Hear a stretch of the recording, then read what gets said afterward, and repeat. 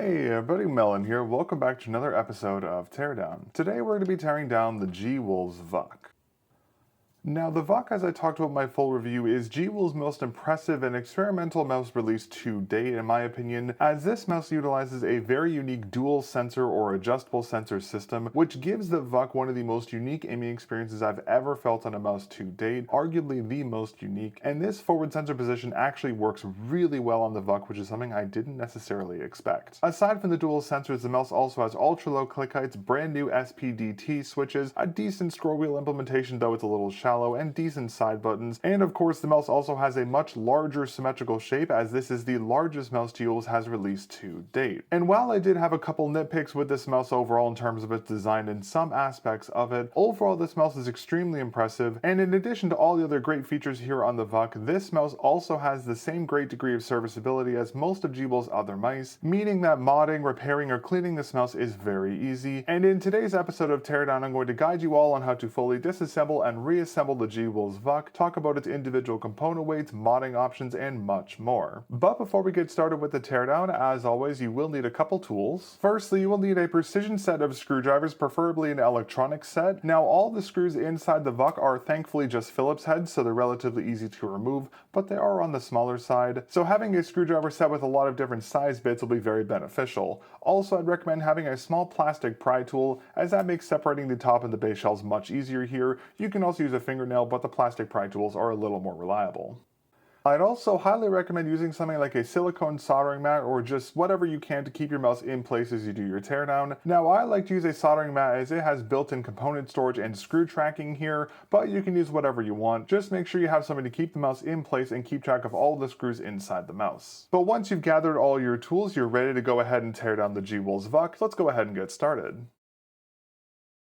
Alright, starting off, we're going to go ahead and take your VUK and you're going to flip it over, and you will need to remove any skates you put on the bottom and top of the mouse, as the access screws are located here, here, here, and here. Now if you use dot skates on this mouse, you most likely won't need to remove any of the skates because you can probably still get a screwdriver in here, but if you use the mouse's included stock skates, which I don't exactly advise given the issues with the stock skates, you will need to fully remove them. But regardless, with those screws removed, we can go ahead and remove the base access screws, which are located here, here, here, and here, but keep in mind that the screws are not interchangeable here, as the ones at the top are a different style than the ones at the base, so make sure to track these and keep these separated, as you cannot mix and match these screws when we go to put the mouse back together.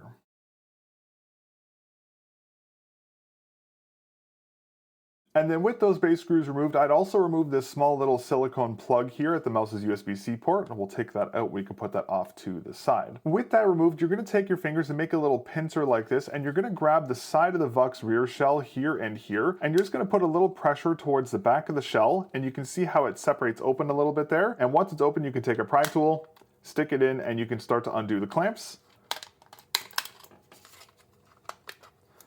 Now the one here is a little tricky, as this kind of gapping here separates this. So what I recommend doing is going around from the front of the shell like here, go disconnect all these, and then wrap around to this section here to undo all the clamps. Now with all the clamps removed, keep in mind that at the very front of the shell there's a small little hook here, so you're gonna have to take the shell out and kind of peel it out like this. But in typical gwolves style, this will not come out right away, as the PCB actually adds some structural support to the side shell here. So you'll need to take a fingernail or a pry tool and kind of bend the shell outwards a little bit to separate them. And then once it's disconnected, you can take the mouse apart like this. Now the scroll wheel will most likely fall apart, so you can just let that fall out of the shell. And then we also have a small ribbon cable here which we'll need to disconnect, which we can do by just grabbing the side of the connector, pulling it into its open position, and gently pulling this ribbon cable out just like that. We'll take the scroll wheel, put it over here for now, and with that you've successfully disconnected the VUK's top and base shells. Now if your goal was just to clean the VUK's internals here, you can now just clean the mouse out with some compressed air or however you want to do it, and then you can skip ahead to the reassembly section where I show you guys how to reconnect the top and base shells. But if you're going to mod anything else, keep watching and I'll show you guys how to fully disassemble everything else. Now I'm going to put the base shell off to the side for now, and next let's focus on the top shell. Alright, now the VUK's top shell thankfully is a much easier disassembly process than some of their more recent releases, as their tinier mice have been a little tricky to service in terms of the top shell, but thankfully the disassembly process here on the VUK is very easy. Now to start off, we're going to go ahead and remove the side button PCB, and we can do so by removing a screw from here and a screw from here. And then once those screws are removed, we can now remove the PCB by gently pulling up on the sides here. Just be very careful as this board is rather fragile due to all the weight optimized done to it, and the board will come out in one solid piece. And with that removed, we can now go ahead and remove the side buttons themselves, which is very easy. You're gonna go ahead and take 2 fingers, press them into the shell like this, and then what you're gonna do is you're gonna go into the shell here and see these little clips here and here. You can take a screwdriver or a fingernail and just gently pop them up and off, and the side buttons will fall out of the shell just in one piece. Now, because the whole mouse lacks a coating, if you want to mod these side buttons, paint them, or add a coating to them, you can do so very easily, which is a great thing to see. So these side buttons are very moddable, thankfully. Again, I would like to see gwolves just apply a real coating to the mice in the future, but at least the ones here are very easy to access. And then with the side buttons removed, we can now go ahead and remove the main clicks themselves by removing a screw from here, here, here, and here.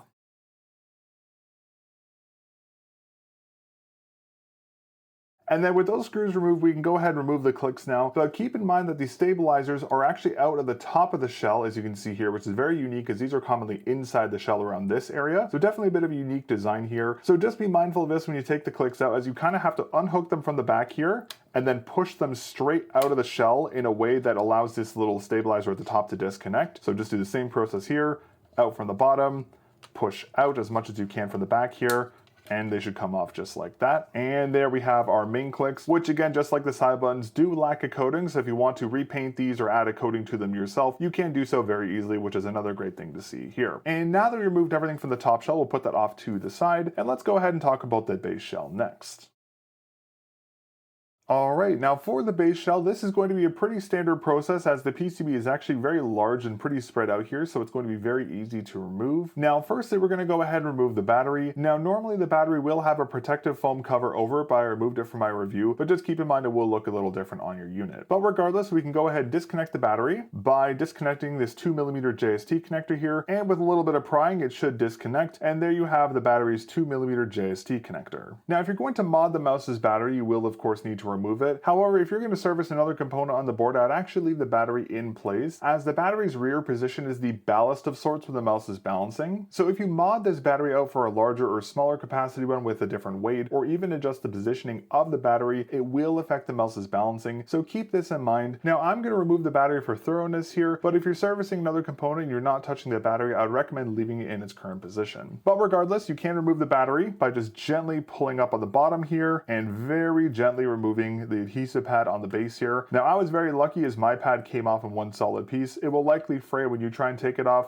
but sometimes you get lucky and it comes off in one piece just like that. And then with the battery removed, next we can go ahead and remove 6 screws from the main board that anchor it to the base shell. There is one here, here, here, here, here, and here.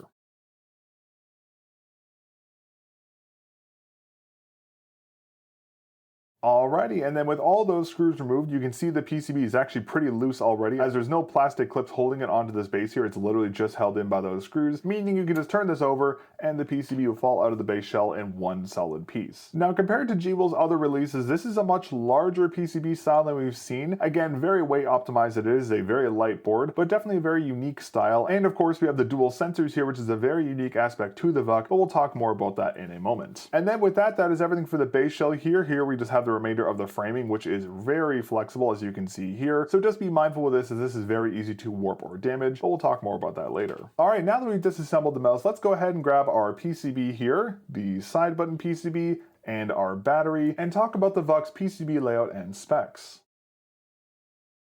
Alright, starting off with the side button PCB, here we can see the very weight optimized PCB, which has a double-sided ribbon cable connector, which is a great attention to detail, as if this cable is damaged, you can just replace the cable itself, not the entire PCB like you have to in many other brands' mice. This is a really nice attention to detail. And for switches, we have these 2 TTC brown shell blue dot micro switches. Now, gwolves has used these for their mouse's side buttons as of late, as of many other brands, and they've kind of replaced the Wano switches we've seen used before, but these are decent switches, but I will say these switches are a little on the heavy side compared to the main click switches, and I do think gwolves could benefit from lightening them a little bit, but despite the higher weight, the side buttons do perform well here on the VUK. Again, I just wish they were a little lighter. Next, for the battery, the VUK is using a 250 mAh battery that uses a 2mm JST PH connector, if I am not mistaken. Now, this is the expected battery size we've seen gwolves use on many of their recent releases, and it is implemented well, though the VUK's runtime is a little lower compared to other brands that use similar similar sized batteries, but the runtime fault isn't necessarily this battery, it's more just the power optimizations of the mouse. So I would like to see gwolves power optimize the VUK a little more in the future, as other brands' mice that use this size battery with similar components have much better runtimes, but regardless, it is well implemented here on the VUK. And lastly, for the main board, the most unique part of the VUK here, firstly we have two sensors here, and these are both 3950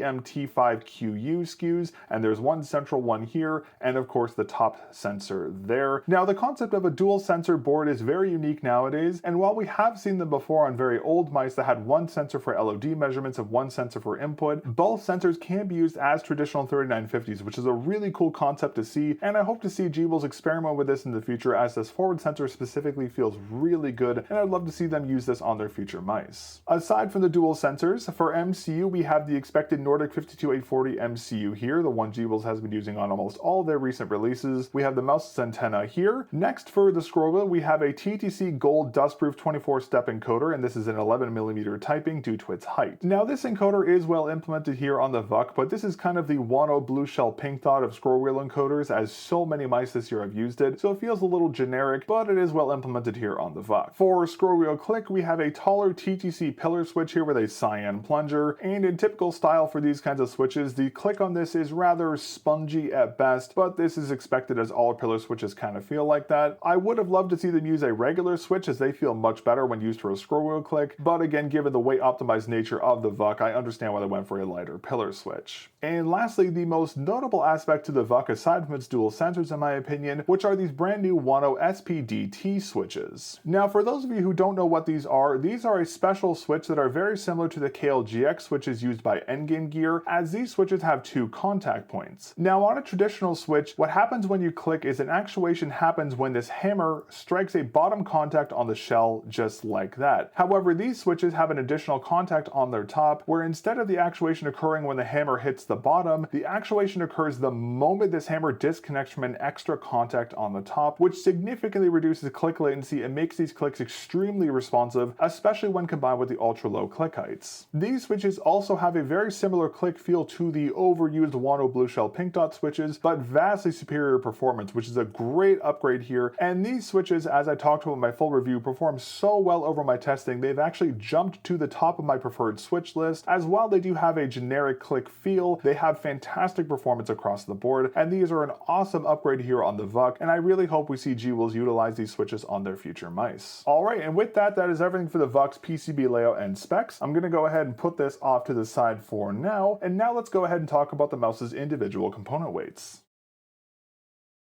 Alright, now in terms of component weights, as a quick preface to this segment, gwolves is advertising that the VUK will weigh approximately 35.5 grams. However, they are not advertising any kind of plus-minus gram ratio on it, but I assume the industry standard of plus-minus 2 grams would apply to it. But in reality, when you apply the weight of grip aids and skates to the mouse can actually weigh anywhere from 36.3 to 40.7 grams, which is well outside the advertised ratio, even with a plus-minus 2 gram spec on it, which is disappointing to see, but despite this, the VUK is still under 40 grams, which is extremely impressive for such a large shell, as this is the largest mouse gwolves has released to date. Now in terms of the top shell's weight, it weighs approximately 8.71 grams, while the base shell frame weighs 3.76 grams. Both of the mouse's main clicks collectively weigh 4.29 grams. The side buttons weigh 0.51 grams. The scroll wheel weighs around 1.1 gram. The mouse's side button PCB with its ribbon cable attached weighs collectively 1.05 grams. The mouse's 250 mAh battery with its adhesive pad still attached collectively weighs 4.36 grams. And the VUK's main PCB, due to its larger size, despite its weight optimizations, weighs 10.49 grams, which is still a very impressive weight, as other brands' boards around this size weigh significantly more. Alright, that's everything for the mouse's component weights. Let's go ahead and start our reassembly process next. Alright, starting our reassembly process, we're going to start off with the base shell here. Now the base shell is very easy to reassemble, however it's very important to note that the base shell framing is extremely fragile. So you need to be very careful when re-anchoring this PCB via its screws, as if you over-tension any of the screws you could potentially warp the mouse's base, and since the base is completely flat as typical for a gwolves mouse, any kind of warping to it will be very noticeable. So when you go to re-anchor the PCB, be extremely careful and make sure not to to over tension any of the screws and only screw them in until you feel a little bit of feedback. But before we worry about the screws, we do have to reposition the main board itself, which is very easy, as all you have to do is line up these little holes here with their standoffs. So just drop the board roughly into place, just like that, and it should sit roughly like this. Now normally the standoffs from this plastic will go all the way through, but that's not the case here, as it's actually positioned a little differently, so they will kind of hover a little bit just like that. And then once the board is positioned, you can go ahead and re-anchor the 6 anchoring screws.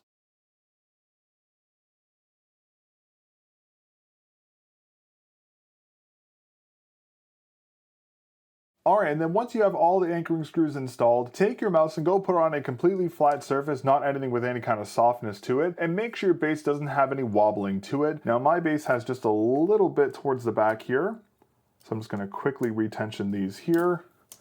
And that fixes that issue entirely. But be thorough with this and make sure there's no wobbling of any kind on the base here, as due to its flatness, any slight misalignment will be very noticeable. Now with the PCB reinstalled, next up we can go ahead and grab our battery, and we can go ahead and reinstall that. Now the battery by default goes on this back area here, and as mentioned in my full review, the battery does include extra adhesive pads, so if you want to mod this battery out for a different one, you can use those adhesive pads to re-anchor it to the base here. Now you do need to be very careful when positioning the battery, as it is the crux or the ballast of the mouse's entire balancing range, so just be very mindful of this and try and balance it as centrally in the shell as you can. And your battery should be positioned roughly like this, and you want it to be kind of centered on this little back area, just like that. And then once the battery is installed, just go ahead and check the balancing of the frame and make sure it feels balanced. Now if you use a different size battery, like a lighter one, you'll probably have to put it farther back in the shell, like in this area, or if it's a heavier one, you might have to put it a little more forward. But play around with the positioning and just make sure the mouse feels balanced regardless whatever battery you reinstall. And then once it's reinstalled, we can go ahead and reconnect the JST connector by just gently pushing it into its connector like this, taking 2 fingernails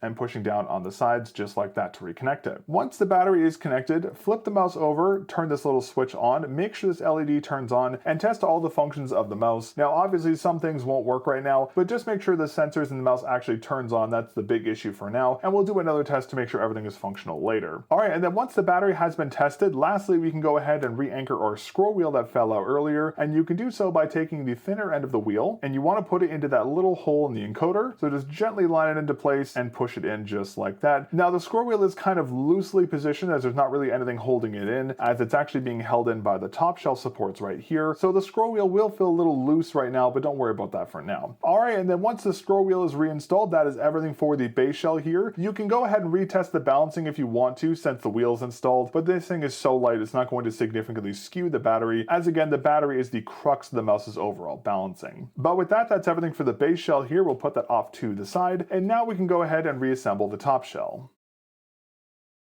Alrighty, and for the top shell, this is going to be a pretty easy reassembly process, as the only really tricky aspect we have to worry about is the very forward stabilizers on these main clicks, but I'll show you guys how to take care of that. Now to start off, we're going to go ahead and re-anchor the main clicks first, as they're going to be the hardest part of this quote unquote, and you can do so by taking this back part of the click and putting it into the shell like this, and you want to align it as best as you can over the standoff towards the back shell here, while simultaneously aligning everything towards the front here, which can be a little bit tricky, and you might actually have to kind of bend the click up and over this just slightly. Now it can be a little tricky, but once you get it into place, you should be able to push it in and down, and once it's in place you can press down to anchor the click onto the stabilizers just like that, and you can verify the click is installed properly, as the click will actually have a bounce to it, the stabilizer is properly installed, and this little clip is over the forward stabilizer as well. And then we're going to grab our second click and do the exact same process, so in through the bottom, line it up as best we can, and then also kind of slip the contact over the top here like that,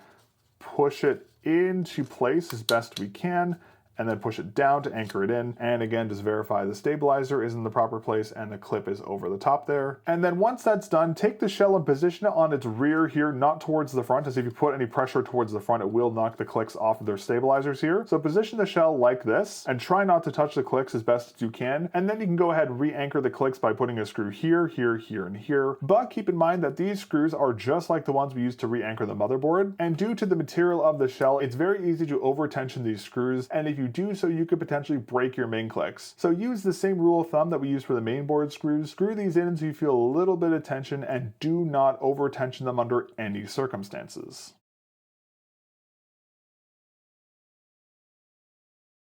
Alrighty, and then once those are installed, go ahead and check your main clicks to make sure they're still functioning, and you can do so by testing the rebound. And you see if you click the clicks in, they kind of have a natural buoyancy to them, and that's what you want to happen. Now it's kind of tricky to test this because the framing is so loose, so try and stabilize as best you can, but both the main clicks should have a nice bouncy rebound like that. Now if the clicks feel spongy, you've likely under tensioned them, and if the clicks are very heavy and won't go down all the way, you've likely over tensioned them. But again, as long as you screw these screws in until you felt a little bit of feedback and you didn't over tension them, the click should be completely fine. Now with the main clicks reinstalled, we can now go ahead and re-anchor our side buttons, which is very easy to do, as all we have to do is take the thinner end of the clicks and put them into their little anchors here and here. So just gently angle them into the shell as best you can, get them in, clip them down, and verify the buttons poke out of the shell, and make sure that you can actually actuate them, which we can. And then next up, we can go ahead and take the side button PCB itself and re-anchor that, which is easy to do. However, keep in mind these little prongs toward the top actually stabilize the main clicks a little bit. So you have to put this in at an angle a little bit, just like this. And then once it's in, you can clip it down. And you want to make sure these little prongs are anchoring against the side shell there, and make sure the plastic for these pilot holes is roughly even with the PCB's height. Once the PCB is installed, we can go ahead and re-anchor it. And then once the PCB is anchored, just go ahead and test your side buttons and make sure they're both working, they're both physically actuating the switches. And once you've tested the side buttons are functional, that is everything for the top shell reassembly. And now we can go ahead and grab our base and reassemble the unit.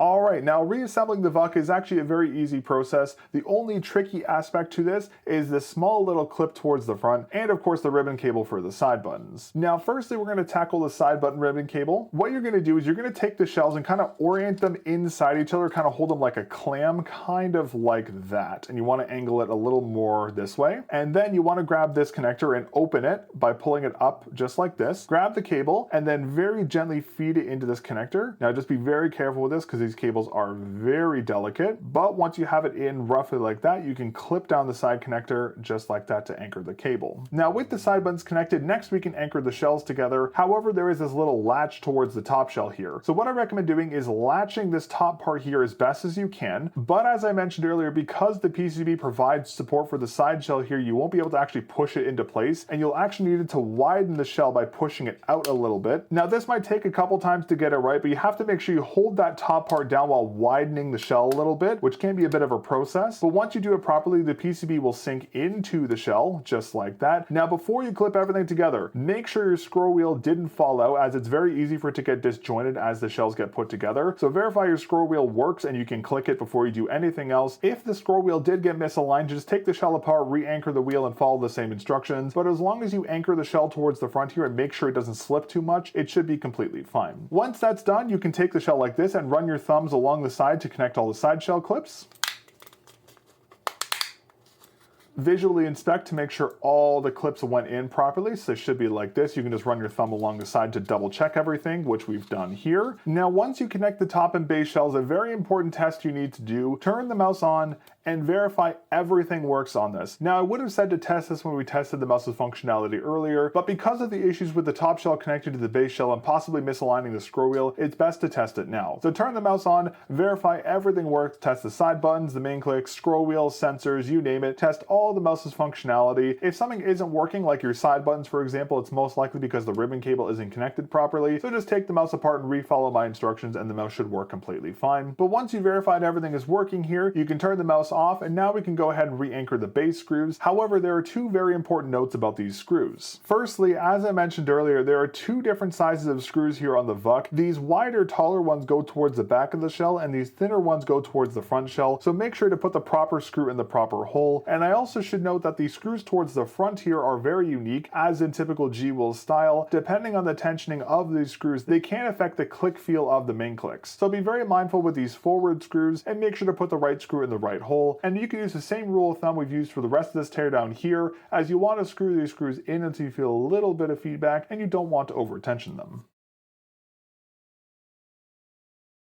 Once the screws are anchored, flip the mouse over and go ahead and check your main clicks to make sure they have even actuation weights. which mine do, but if one is a little uneven, you can just tension the screws as needed to even them out. And then lastly, you can take this little cover for the USB-C port here, reinstall that into the side shell if desired. After that, you can go ahead and reinstall your preferred set of skates here on the VUK's flat base. And with that, that concludes our teardown of the gwolves VUK. Overall, the VUK is a very impressive mouse as I talked about in my full review, with a lot of amazing features, of course the most notable being the mouse's dual sensors, but also these new Wano SPDT switches, as these are a notable improvement over the switches gwolves has used on their previous models. Of course, I do have some nitpicks about the mouse's overall design, and there are some things that could be improved, but overall the VUK is a very impressive mouse from gwolves, arguably being my favorite gwolves mouse to date, as this forward sensor provides a unique aiming experience you will not find anywhere else, and despite the mouse's new features and all the great things about this mouse, the mouse maintains the same great serviceability as we've seen in other gwolves mice, which is an amazing thing to see. But again, keep in mind that if you mod the mouse's battery, again, the battery is the crux of the mouse's balancing, so if you mod it for a heavier or lighter one, be sure to adjust the positioning accordingly, and make sure you test the mouse's balancing while you're putting it back together. But with that, that is everything for today's episode of Teardown. If you did miss my full review of the gwolves VUK and want to learn more about this mouse, you can find that review linked here on screen or at the end of this video. Thank you very much again to everyone for watching. As always, I greatly appreciate it, and a huge thank you to all of our channel members who make what I do here on the channel possible. If you would like to support what I do here with the in-depth reviews and of course the Teardown project, consider becoming a channel member, as that is the best way to directly support my efforts, and it gives you early access to all upcoming content here on the channel. So if you'd like to support what I do here on the channel, consider becoming a channel member today. But with that, that's everything for today's episode of Teardown. Thanks again for watching, and I'll catch you all in the next episode. Peace.